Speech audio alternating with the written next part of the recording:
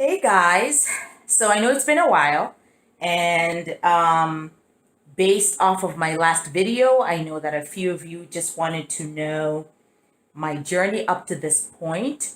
I am of advanced maternal age and have done a lot of research that has prepared me in my infertility journey. And my situation is age related fertility, whereby the quality of my eggs is the primary concern, at least what my fertility doctor can see. And so my journey to this point was my RE that I originally started working with was willing to do an IVF procedure, but they were only willing to do it a couple of times because they really didn't think that based on my MH and based on my FSH that I had a lot of quality eggs. And so they then decided to recommend donor egg. And after I found this out, I started just aggressively researching because I wanted an opportunity to do IVF and I wanted to see what my options were. And so I then moved to another RE who was willing to try, and we actually tried. And the good news is because in the infertility journey, you learn from every step you take. That's just the reality of what it is. You just learn. And so moving on, I was able to get an IVF process done, initiated. It was a much lower cost than my other RE. And the good news is that I had insurance that was able to cover it. And so in this second RE that I worked with, I spent $5,000 out of pocket for drugs so that I could use my insurance money to be able to attempt multiple attempts of IVF, because that was the plan, to be able to see if I could do it multiple times. So what happened with this RE is, and I'm switching my hands just because I'm tired holding the phone as I talk to you. So my second RE, I went through the first IVF. They did the FSH. My MH was really low. It was like a 0.14 at the time, so really low. So they said to me that after I took the medications, only had one mature follicle, I was determined to be a poor responder. So they decided to make it an IUI. And I had done IUIs before, and so it was a little bit disconcerting, but then that's what we decided to do so that it wouldn't count as an IVF cycle and it was just an IUI. So as I was kind of researching, spent $5,000 in drugs and only getting one follicle to mature, then I fell into this wonderful doctor that I've been working with now for the last, I would say, 4 months, Dr. Frank Yelian from the Life IVF Center. They actually have a YouTube page and everything, and I'll link that below. And he specializes in women of advanced maternal age, but also specializes in what I started to learn was a process called natural cycle IVF, which is where you use limited medication, especially if you're a poor responder, you're somebody that doesn't like medications that well, really don't have age-related infertility or anything like that. You are just, because of a medical condition you might have, fallopian tubes blocked, whatever the case might be, you just are trying to get a baby without having to go through a gruesome IVF and retrieving a lot of eggs. I think the perception for the longest time with conventional IVF is that you need many, many eggs in order to get something to work. Whereas that might be true when you are actually younger, a lot of your eggs are valid anyway. And so the natural cycle IVF can help with that. Now, for me, because I'm a poor responder and I have age-related fertility, then trying to get to the good egg was what my plan was, to do gentle stimulation because I'm a poor responder and I'm going to produce one anyway, regardless of how much medication I'm given. And then, going through multiple cycles. And it's easier on the body because remember, for my situation, I'm trying to get to that one egg. At least I'm trying. So this doctor shared with me the probability. It's not 100%, but at least for my type A personality, gave me a vision, an idea of what it's going to be like.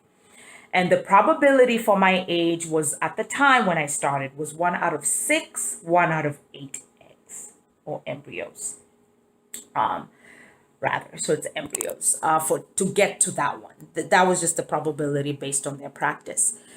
And slightly older than me, which would be 44, it was 1 out of 8, 1 out of 10. So I went with the 1 out of 8, 1 out of 10 in my planning to be able to kind of work through it.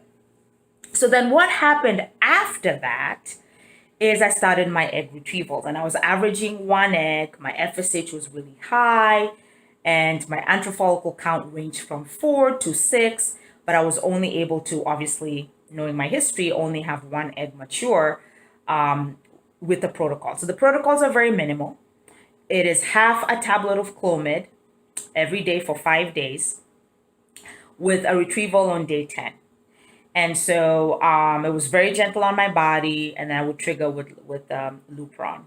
So I did that for my first IVF cycle with this new RE. This is the third RE that I had to travel to work with. And they retrieved a 13 millimeter follicle. It arrested at morula, but it fertilized, and so it was nice to kind of learn and see how the process worked. Then I did a second retrieval, and at that time we decided to go with give every embryo a chance, and I decided to freeze it on day 3 and prepare it for transferring for a future date. And the intention at the time was to transfer that frozen embryo and a fresh one from the third cycle. And so when I went into the third cycle, the doctor prepared me my lining and everything like that. It was a no medication cycle. They were just going to retrieve that fresh egg and combine it with that frozen one, and then we were going to see what would happen. What happened after that is I ended up losing the fresh egg because it ran away from us. I ovulated early. And it was my fault in a way because I couldn't get my LH in on time to the clinic, and I was doing outside monitoring. So then what happened was I was still optimistic because I had that one frozen embryo from the second retrieval, and it was a strong day 3, and it looked good. And I went through the transfer. The transfer did not work. And at that time, as I continued my research, is when I started kind of looking at different things like mitochondrial donation. So that's one thing that I want to educate you guys to be aware about, especially those of you that are being told to use donor eggs. One of the reasons why we are not very comfortable with that is we're trying to see if our DNA as mothers can be a part of the process so that we're not just carrying babies that have our husband's DNA and another person's DNA, which is what the donor egg process is like. Nothing wrong with it. It is just trying to explore opportunities to have our DNA be a part of it. So did some research, contacted a doctor in Kiev, Ukraine, who actually does mitochondrial donation and has done it for a few people. But because of my poor response, to travel all the way and with them to only work with 1 egg, and the quality is not good, it's only 1 egg, it wasn't going to work. And so I kind of let that go. But who knows, for some of you, this could be something you could look at. And I did a Skype session because of the pandemic. The doctor walked me through. So if you do have good ovarian reserve and you are trying to get your DNA as a part of it, then you can consider that option in Kiev. And I do have a video on that if you are interested. But for me, that didn't work. And so moving on where we currently are, I went through my 4th egg retrieval, and this cycle was the most successful cycle I've ever had through an IVF journey. The reason is because this doctor was able to get my FSH to be low. They were also able to give me a protocol that stimulated multiple eggs. So I actually went back to producing the number of eggs I did in January of this year when I was doing IUIs. I had 2 follicles that were growing at the same pace. And actually, I had 4 total count. 2 were growing steadily at the same rate. And the third and the fourth were actually growing too. And at the end, prior to retrieval, I ended up with a 15 millimeter, a 13 millimeter, and an 8 millimeter.